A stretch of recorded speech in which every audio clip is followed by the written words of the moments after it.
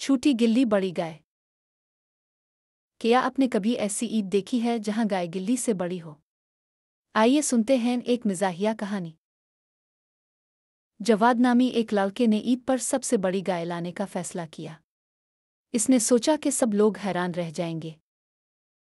वो मंडी गया और एक बहुत बड़ी गाय ढूंढ निकाली। गाय इतनी बड़ी थी कि जवाद भी डर गया।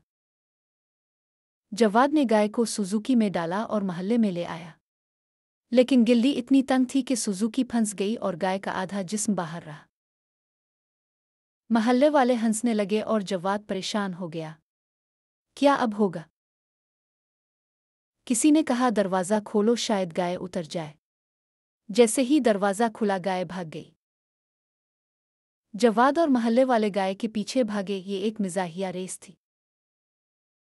आखिरकार गाय पकड़ी गई और जवाद ने कहा, अगली बार गिल्ली नाप कर गाय लाऊंगा। अब आप बताएं, क्या आपने कभी ऐसी कोई मिजाहिया सूरत हाल देखी है?